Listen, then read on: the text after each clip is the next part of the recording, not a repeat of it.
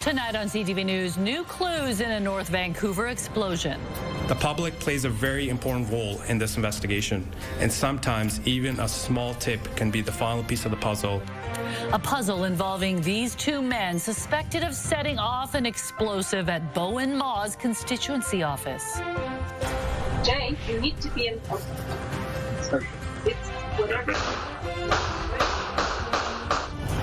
Gunfire erupts in a Surrey neighborhood. Police fatally shoot one man inside the home, a grim discovery. When I read she was able to run and trip, I can't imagine the fear. A mother's anguish and anger after her daughter was brutally killed in a Kelowna parking lot. A CTV exclusive.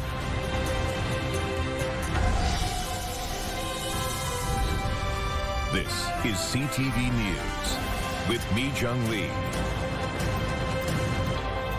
Good evening. Thanks for joining us. A couple in their 60s is dead after a violent sequence of events last night in a Surrey neighborhood.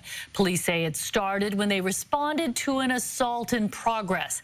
They ended up fatally shooting a man. Inside the home, they discovered a woman had been killed. And now multiple investigations are underway. CTV's Michelle Bernoro has our top story.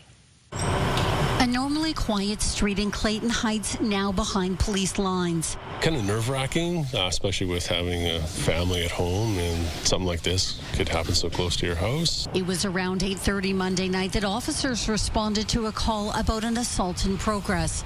We couldn't see them going through it. It went through the side of between the homes, and then with weapons drawn as well. Yelling was heard. A door camera in the neighborhood recorded this.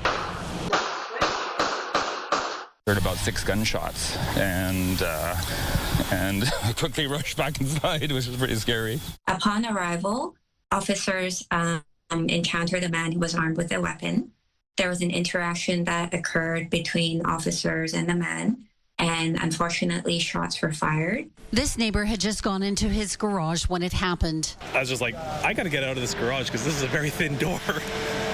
And then I ran into the house to make sure the kids were okay.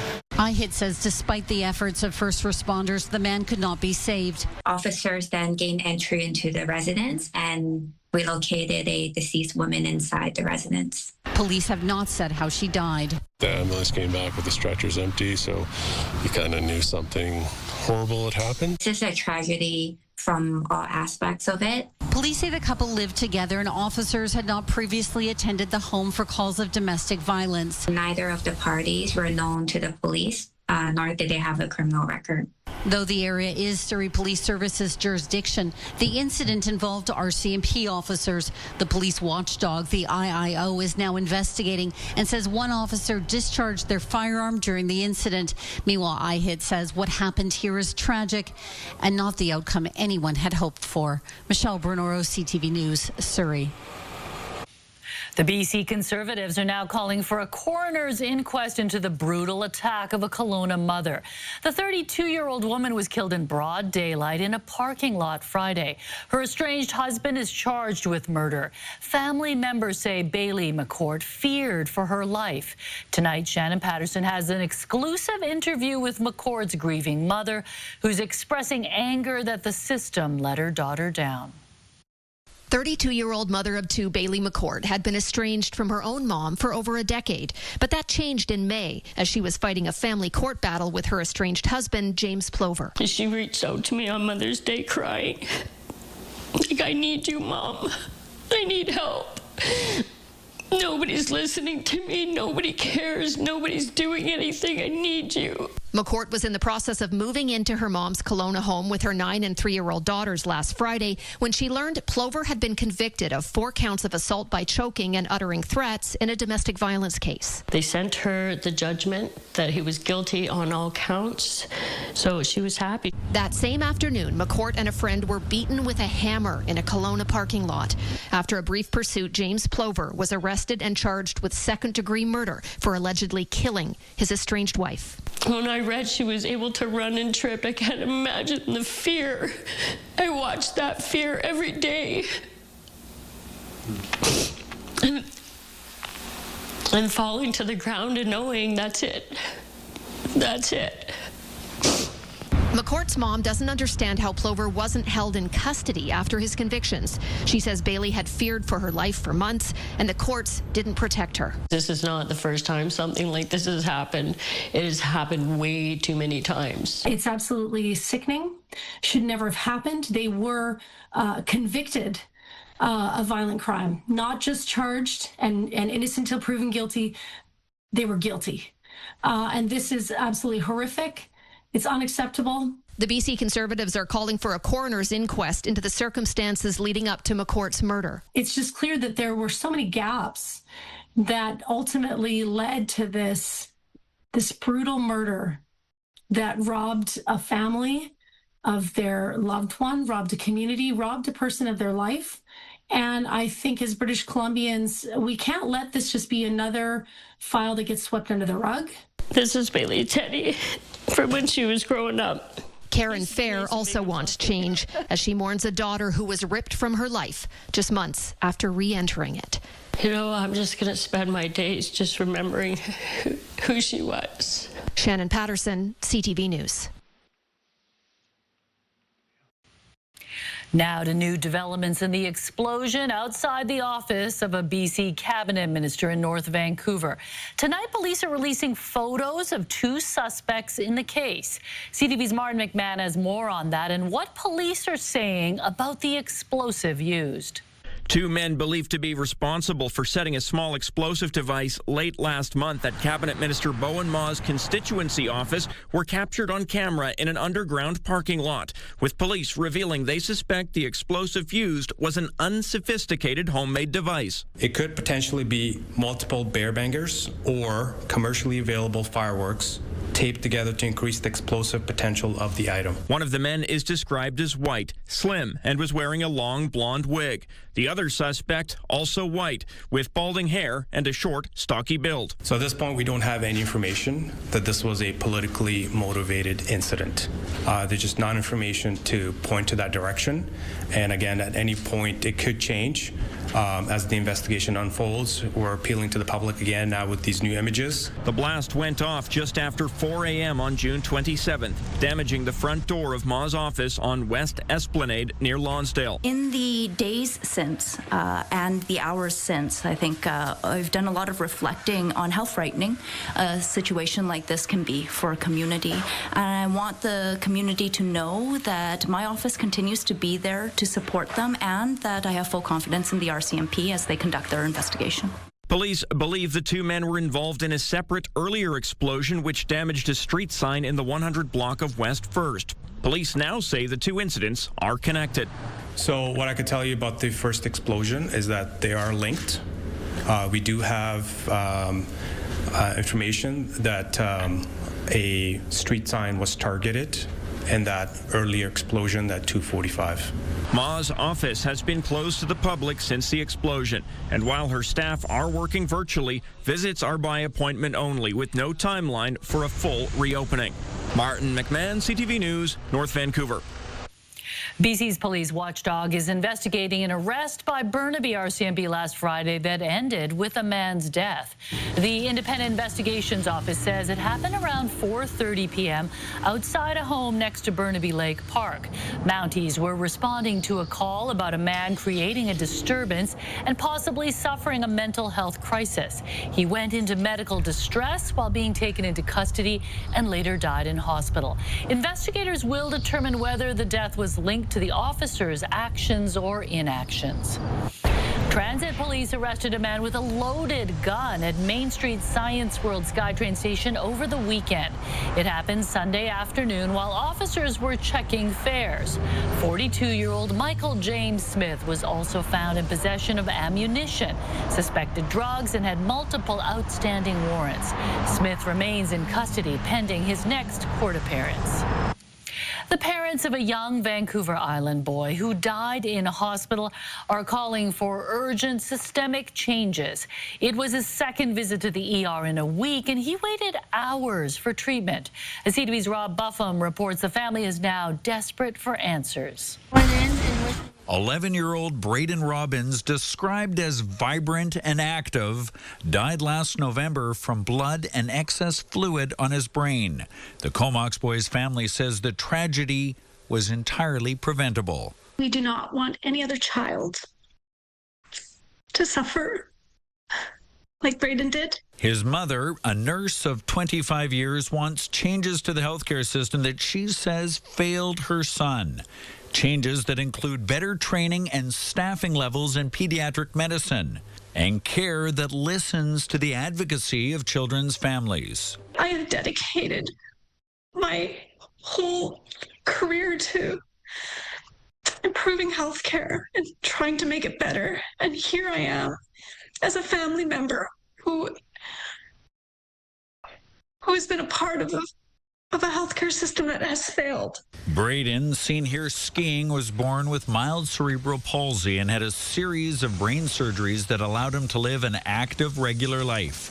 When he suddenly developed tingling in his face, severe head and neck pain, he was taken to Comox Valley Hospital. But despite his symptoms and history, was sent home with painkillers but without a CT scan or further care. 6 days later, his condition had deteriorated. He was screaming in pain. On the way to the hospital, Braden told us he was dying. Again, despite advocacy from his parents, it took 5 hours for a CT scan that diagnosed the brain bleed. But it was too late, especially with no pediatrician there and emergency transport to a bigger hospital unavailable for hours. He died the next morning. Things that were not in place that should have been in place that would have given Braden a better chance of survival. The family wrote to the health minister last month seeking a meeting. We know that the system is fraying around the edges, and we're feeling it most acutely, clearly, based on the reporting from across the province now in pediatrics and ERs. The health minister tells CTV a multi-agency review of the case is underway, and a new night shift for paramedics has been added to the region this month. Our lives will never be the same without our son. He was everything to us, right? A heart-wrenching loss. A grieving family does not want to be in vain. And Rob Buffum joins us live from Victoria. Rob, such a heartbreaking story. I understand there have been developments in this story in the last hour. That's right, Mi Jung. I just spoke with Braden's mother, who said she has heard from the health minister, and there's a meeting set up for tomorrow afternoon by way of Zoom at 4 p.m. So that's something she described as good news. She was also heartened to hear that there's been an additional shift, an overnight paramedic shift added to their region. On the flip side, she said she just heard about that through us in the media, not through the healthcare system. And as for the multi-agency review, she was disappointed that the family has been not asked to take part in that. So 2 examples, she says, of this lack of communication from the healthcare system with the families of loved ones. Mi Jung. Rob Buffum reporting live tonight from Victoria. Violence in the workplace is a daily reality for healthcare workers, but no one actually knows how big that problem is. In this exclusive story, our Penny Davlos explains why information around assaults and any potential consequences is a mystery to government and to workers. British Columbia's frontline healthcare workers have been raising the alarm about increasing violence on the job. Pushing, shoving, hitting of our physicians. Sharing disturbing details in one-on-one interviews. The patient came out wielding a machete. And at public rallies. Punched me in the head over and over and over again. It gave me a bleed in my brain, a severe concussion, and my nursing career is over. CTV News tried to find out just how many charges there have been for assaults on healthcare workers and how many convictions.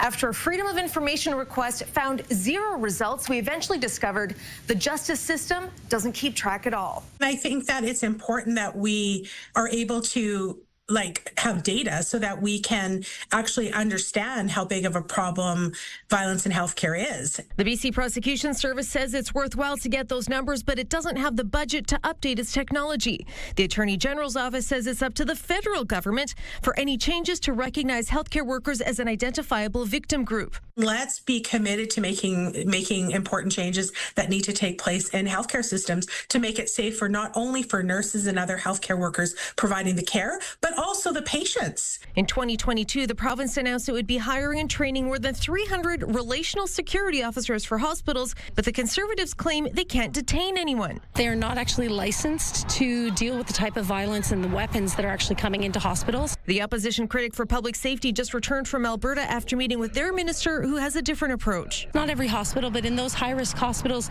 they actually employ peace officers. So they have the higher level of training, and they do have the ability to intervene in violent situations. In a statement, the health minister says the hiring of 781 security personnel has reduced incidents and is now looking into weapons detection with artificial intelligence technology to keep staff and patients safe. Penny Daflos, CTV News, Vancouver. Families in Texas are getting the devastating news that their loved ones did not survive the floods and are among more than 100 now confirmed dead. 160 are still missing. CTV's Adrian Gabriel has more on the treacherous rescue conditions and the testy exchanges over accountability. There's people in it. Oh my God, there's so many people in it. This video from Camp La Junta shows a cabin ripped from its foundation, floating down the Guadalupe River. Attending the camp, brothers Braden and Brock Davis, who credit their counselors with saving their lives. Our bed starting tipping over, and like we got to the top really quick. I want my world to know the Lord of love has come to me. As campers sing a hymn, a passenger on board this evacuation bus realizes the level of devastation. Oh my God, oh my God, oh my God. These young girls were rescued from Camp Mystic, where more than 24 have been confirmed dead. The National Weather Service issued their first public warning at 1:14 a.m. on the 4th of July. The Kerr County Sheriff admitting that he wasn't aware of the fast approaching surge until at least 3 hours later. When I was first notified, it was around the 4 to 5 area. One of my sergeants was in dispatch when the first calls started coming in, the actual 911 calls come in. Though officials today declined to answer whether a local emergency manager notified authorities of the incoming flash flood. We will get answers. Right now, all of our resources are focused to recovery. With the chance of any further rescues fading with each passing hour, hope in Central Texas is turning to heartache over the precious lives swept away.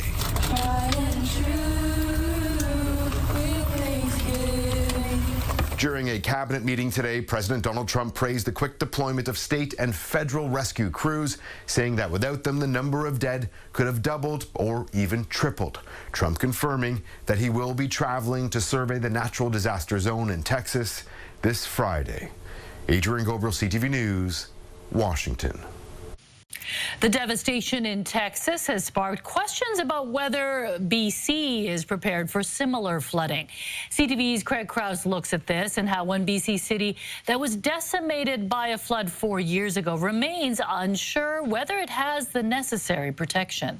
After the deadly flash floods that devastated parts of Texas over the weekend, Americans are now demanding answers about who is responsible for monitoring the weather and if alert systems were in place. Questions now being asked of officials on this side of the border. Canada has a patchwork of flood forecasting and warning systems. There is no unified national framework. Ness says BC has its centralized agency, the River Forecast Center, which monitors river conditions and is intended to provide information to authorities to issue public alerts. Ness believes more investment is necessary in flood mapping, infrastructure, and early warning systems. Flood mapping in BC is average. As was shown in 2021, many of the areas that were flooded, Merritt, for example, had flood maps that were, I believe, about 40 years old. Nearly 4 years after the entire city was ordered to evacuate after a historic rainstorm swelled rivers, changes to the flood zone are underway. The old flood mapping showed between 110 and 130 houses or structures within the flood zone. The new flood mapping that is being worked on right now shows 1,274. Nearly half the city in a vulnerable state, as Strang says most of the flood mitigation infrastructure was wiped out in 2021 as he worked to rebuild. We're at a point now where we can actually start these projects to build these protections. So can I see a light at the end of the tunnel? Yes, I can see a light at the end of the tunnel. Are we at that light? Absolutely not. And that's probably something that's going to more look like 2029 before this kind of capital program is built out. What happens if we have another weather event between now and 2029? We are watching very closely. In the meantime, the province says it has invested more than $400 million in risk reduction projects since 2017, with more on the way. Craig Crowe, CTV News, Vancouver. Is it the end of the line for the beloved Stanley Park train? Millions have been spent repairing it. The future is still a big question mark. Also coming up. What this plan will do is it will finally allow us to start to build thousands of new housing units close to rapid transit. The next two Vancouver neighborhoods to undergo Broadway plan-type densification. What the two transit hubs could look like when CTV News at 6 continues. Stay with us. Big changes are coming to an East Vancouver neighborhood after City Council voted unanimously in favor of an area plan that will allow for residential towers up to 45 stories in an area currently made up of mostly single-family homes. CTV's Ben Milger has the details. For 23 years, SkyTrains have been pulling in and out of Renfrew Station, unlike in neighboring Burnaby, which has greenlit thousands of new homes along its portion of the Millennium Line. Mostly single-family homes line the streets near Rupert and Renfrew stations. A new area plan passed unanimously by council will drastically change the neighborhood, adding towers up to 45 stories. It will finally allow us to start to build thousands of new housing units close to rapid transit. Many of those will be rental units, but also some ownership options and different community amenities, shops and services. Only a handful of residents showed up to share their thoughts on the plan, with most generally in support.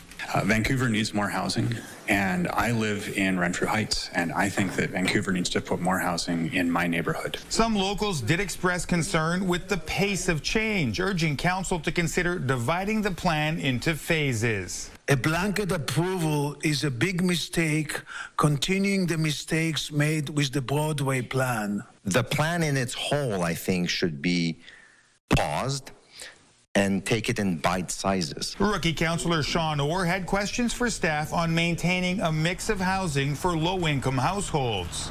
27% of the population makes $50,000, less than $50,000 a year, and that's my biggest concern. I think that's why voters elected me, is to make sure that these people aren't left behind. City staff say eviction protections are in place for renters, and the plan includes new social housing and co-ops.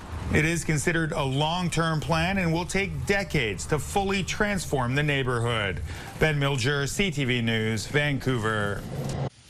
The beloved Stanley Park train will remain closed for the rest of the year. Park Board staff are now tasked with looking at options for the future of the train. I would want to look at, what is going to be the best fit for that space that allows the most people to have access to it. Stanley Park should not be for some and exclude others. Staff provided the update at last night's Park Board meeting. The train has been closed since December due to exhaust issues. The historic train dates back to the 60s and remains wildly popular, but has dealt with costly mechanical issues in recent years, resulting in the train losing more than $2.9 million since 2019.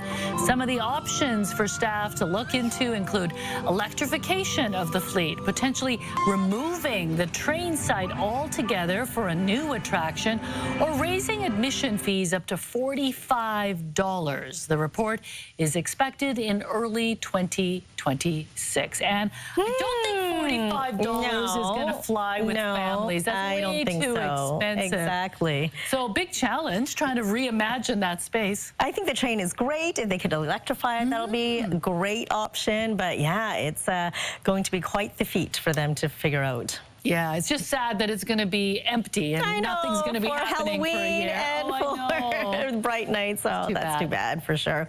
All right, today, not too bad. We started off nice and bright. It was pretty hot out there this afternoon as well. But guess what? It's all changed. We're seeing some light rain out there right now. Slowly cooling down, but still warm at 20 degrees at the harbor. You're looking at 21 in Burnaby right now. Further east, 26 in Surrey and in Chilliwack. You're like 24 degrees in Pitt Meadows and in Abbotsford. So as we head through the overnight, we'll see periods of rain. Still a very warm 17 degrees into tomorrow. We'll start off wet with some rain for your early morning commute, and then it clears up quite nicely heading into the afternoon with a high of 21. CTV Weather brought to you by Expedia Cruises. Make the most of your next vacation by booking with those who've been there. Visit expediacruises.ca.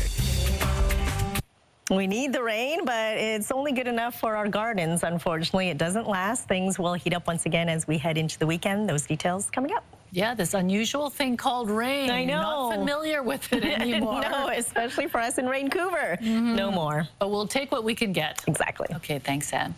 U.S. President Donald Trump announces another hefty tariff, and Canada could be one of the hardest hit countries. Also coming up. At its previous location, it became contaminated with all of the bird droppings and the nests that were happening.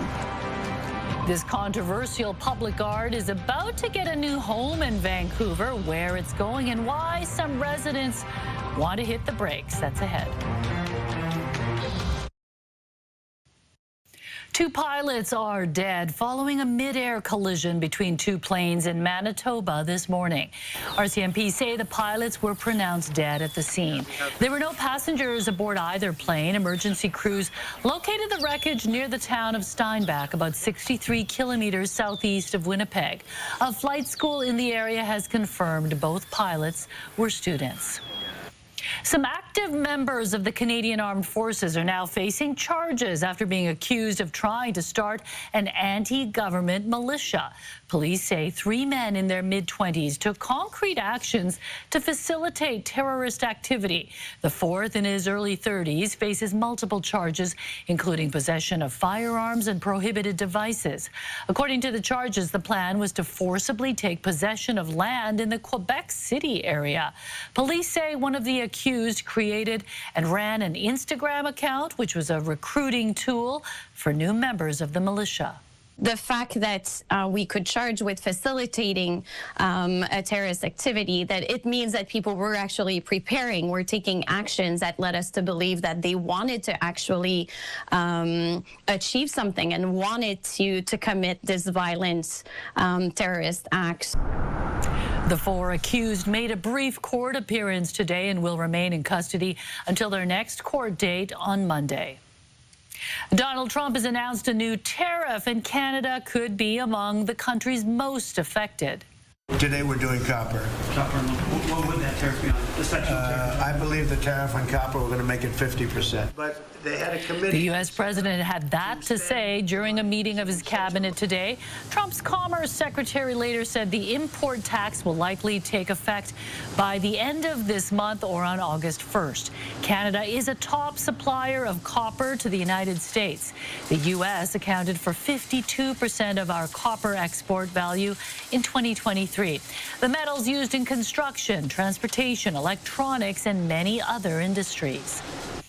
A heat wave is gripping Greece. So hot, the famed Acropolis had to be shut down. Also ahead.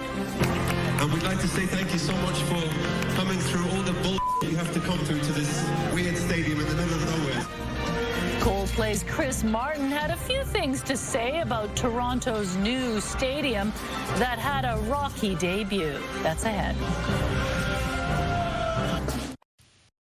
An Italian airport was temporarily shut down this afternoon after a man was reportedly sucked into the engine of a plane and killed.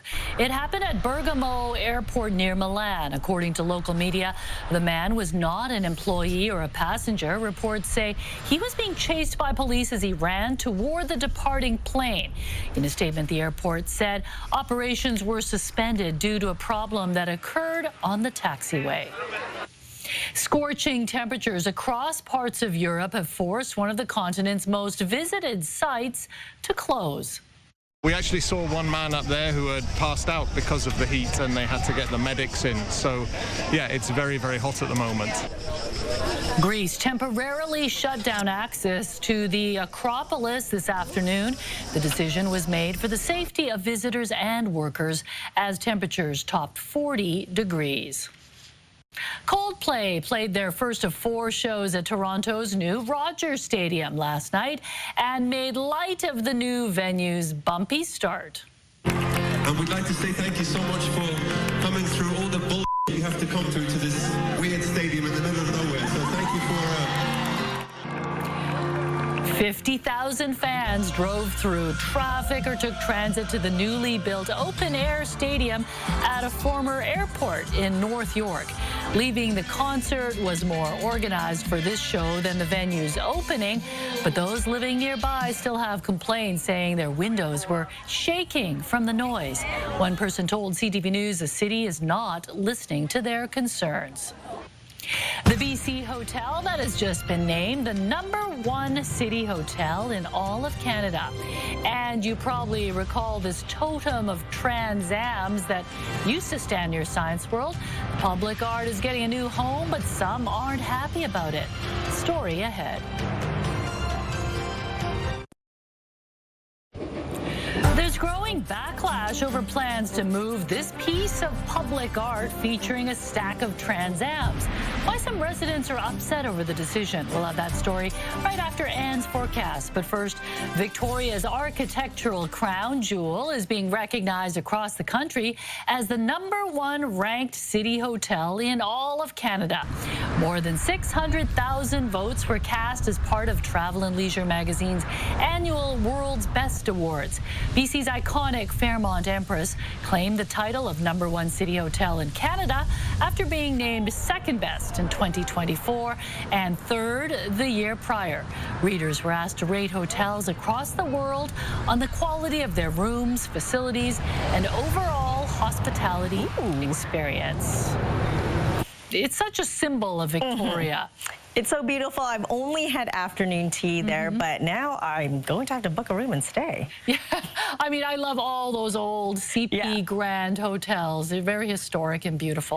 For sure. Well, congratulations to the Empress. Okay, for us, we started off nice and bright, very hot. We're seeing light rain out there right now, but it was pretty hot in the province. The hot spot in Canada was Summerland at 37 degrees, beating the record set back in 1970 at 35.6 degrees. So we do have a front pushing its way in, bringing in, yes, some wet weather for us on the south coast, something we haven't seen for quite some time. Umbrellas are on the streets right now. Light rain will continue as we head through the evening hours overnight into tomorrow morning for your early morning commute. It'll stay mostly dry for downtown Vancouver, but you're looking at widespread rain across the lower mainland, stretching all the way to the eastern sections of the Fraser Valley. Through the afternoon, it slowly dries up, and then it clears up as we head into tomorrow night and for your afternoon commute. So here's how much rain we can expect, really dependent on where you are. 20 millimeters for Chilliwack, 12 for Abbotsford, 10 for Pitt Meadows, and we're looking at about 4 millimeters of rain for Vancouver and 5 in North Vancouver. So not a whole lot for the Metro Vancouver region, but definitely more as we head further east. You'll see a mix of sun and cloud for the central coast and central interior. Your provincial forecast at the bottom of your screen. Partly cloudy skies for Port Hardy tomorrow as well, with a high of 17 degrees. It'll be pretty soggy for Campbell River and Comox, periods of rain with a high of 19. That's what you can expect for the South Island. Pretty soggy from Tofino right down to Victoria, with temperatures between 14 and 23 degrees for the Sunshine Coast. You'll see periods of rain as well with a high of 18. Soggy up the Sea to Sky Highway for Squamish at 19. Cooler for Whistler at 15 degrees. And for us across the lower mainland, we're looking at a wet start and then drying up through the afternoon. Temperatures between 20 and 21 degrees heading into Thursday. Slight chance of early morning showers. It does clear up, 21 degrees. On Friday, we'll see 24. And then it heats up once again. Saturday, we'll see temperatures between 23 and 27. Heading into Sunday, we'll see temperatures between 24 and 30. Monday, inland temperatures reach 31 degrees. And then on Tuesday, 32 degrees inland. Near the water, we'll see a high of 26. CTV weather brought to you by Expedia Cruises for air, land, and sea vacations. So the rain doesn't last very long because that sizzling sunshine returns pretty quick as we head into next week. Yeah, and the rain really varies depending where you are. Like Vancouver's not going to get a whole bunch No, it's of rain. basically showers for us, and then heading towards the Fraser Valley, that's where the front sticks and brings in more wet weather. Yeah, it was very muggy today. Okay, thanks, Anne. One of Vancouver's best-known art installations is getting a new home, and some people are not happy about it. Trans Am Rapture towered near Science World for years and was a hit with a lot of people. But now a petition has been launched to keep it out of its new neighborhood. Sinjin Alexander has the details. From the moment it arrived in 2015, installed in dramatic fashion, Trans Am Rapture was provocative. Some loved it, others bewildered. The edgy sculpture did its job and got people talking. Now, 20 years later, tongues are wagging again. People in the neighborhood are really, really upset. In 2021, it was taken down for cleaning. And when it finally goes back up, the city has decided it won't be near Science World anymore. Instead, the south end of the Granville Street Bridge. It's not a friendly piece. It's not designed to be a friendly piece. It's an edgy piece. It has a right to be that, but it doesn't need to be at this location. An online petition has been launched by neighbors who say it's too big, does not fit, and they weren't consulted. Vancouver City Hall and its current councillors are getting an earful. It was something that was brought in by the previous council, and so now it's moving forward, and again, we'll have to sort of see how the public reacts. Mike Clausen admits he shares some of their concerns. It was taken apart because pigeons and bird droppings had, well, gotten the better of it. And he's not entirely convinced the foot of Granville is the right spot. It's one of the gateways to our downtown going over Granville, and so I'd like to see that married with something perhaps a little different. Trans Am Rapture was created by Marcus Bocott and his wife Helena Aspinall, a juxtaposition of the grand force Vancouver was and the technology of today. He tells CTV News, in a big city, there's bound to be different views and you just have to roll with it. They have donated some of their own money to help with the cleaning. All of the people who live in these beautiful residences here and have really nice views of Vancouver are going to have this piece honestly thrust into their view. City staff confirm the location has been chosen and Trans Am Rapture will be up again soon. But the final details, including how much all of this will cost, remains confidential. Sinjin Alexander, CTV News, Vancouver. It may not get as much fanfare as Canada Day, but a new initiative is hoping to garner more enthusiasm for BC Day this summer. Celebrate BC is about joy, connection, and pride in this beautiful province we call home. And there's nothing that we need more than that today. A new festival called Celebrate BC was unveiled today to celebrate BC Day on August 4th. The free, family-friendly event will take place at Town Centre Park in Coquitlam. It will feature live music with Juno-winning performers, an Indigenous fashion show, and the largest salmon barbecue in BC history. A new competition is soaring to new heights, showcasing nature's beauty from above, plus Positive Pin. Adam finds out the explosive story that led to a Saanich senior's crafty caring, coming up on the Sawatsky Sign-Off. Right now, here's a preview of CTV Morning Live. It's summertime, concussion time for your teen. Wednesday on CTV Morning Live, why there's a spike in emergency room visits for Canadian youth at this time of year, and the new tool to determine if your child is at risk, and how to tell the difference between market volatility and real estate volatility. What you need to know, especially if your house is part of your retirement plan. We'll see you in the morning. News, weather, and traffic. It's everything you need. CTV Morning Live, weekdays 6 to 9.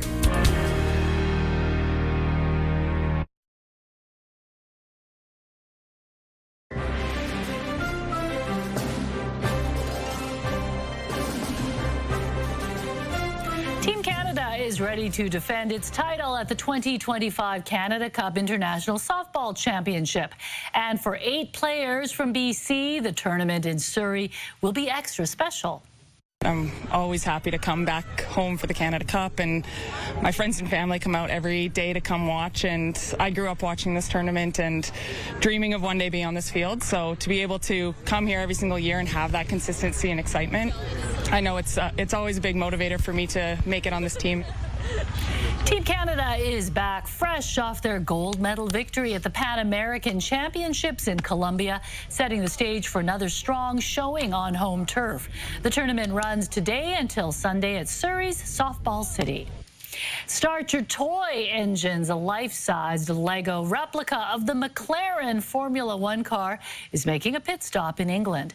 Built from nearly 400,000 Lego bricks, the replica weighs around 2,400 kilograms and can reach speeds of up to 20 kilometers an hour. It's modeled after the F1 car driven by Lando Norris, who won the British Grand Prix over the weekend. This engineering feat took a team of 6 expert model makers nearly 1,800 hours to complete. It'll be on display at the Legoland Windsor Resort until Monday. A rare dinosaur fossil is expected to nab anywhere from $4 to $6 million at auction. This 6-foot-tall skeleton is the only known example of a juvenile Ceratosaurus discovered in Wyoming back in 1996. The 150-million-year-old fossilized remains are now on display in New York ahead of next week's auction. Let's hope whatever rich person buys this will have it on loan at a museum or something. I was hoping they would just put it in their front yard for Halloween or something. Good idea. They should do that. Yeah, right beside the skeleton. Be a pretty valuable Halloween display, right? Okay, stunning shots of animals, mountains, and glaciers were featured in the portfolios of those competing for the first ever Aerial Photographer of the Year award. Photos like this one of a spinner shark hunting a school of fish were featured in the winning portfolio. Organizers received more than 1,500 entries from around the world by photographers taking shots from above, often using drones or from planes or helicopters. Spectacular. Wow. Amazing. It just opens up a whole new world when you can have a drone, right? Absolutely.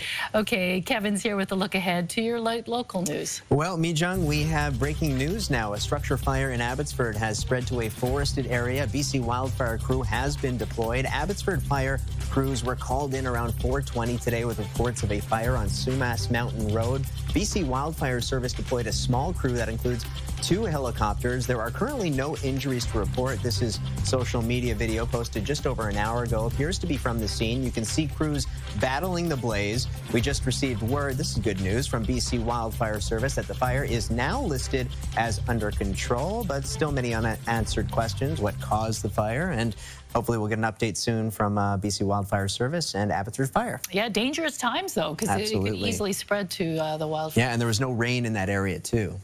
Okay, thanks, Kevin. Well, finally, a woman on Vancouver Island is determined to make a big impact on the world with the help of tiny knitting needles. As Adam explains on tonight's Sawatsky Sign-Off, her miniature projects have raised tens of thousands of dollars for people living in war zones, an experience she knows all too well.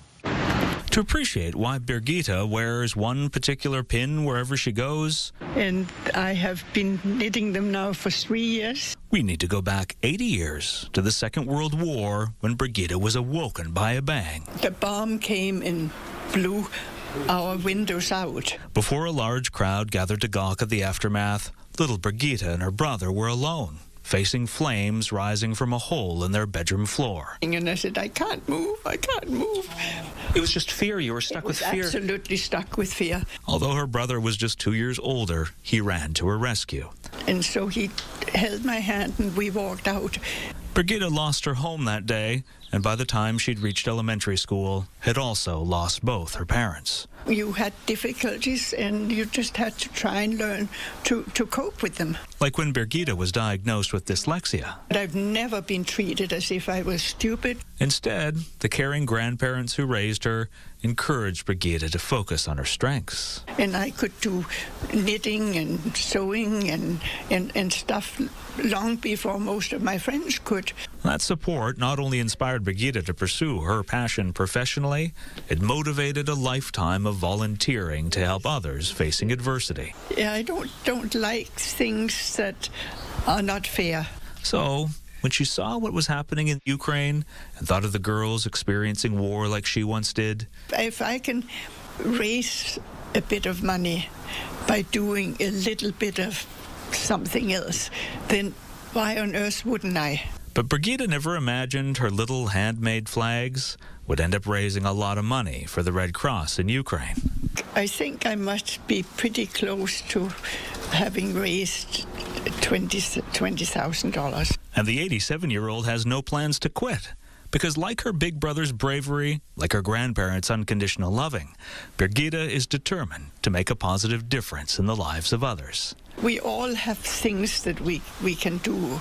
It may not be something that's earth-shaking, but at least you've tried to do something. Adam Sawatsky, CTV News, Saanich.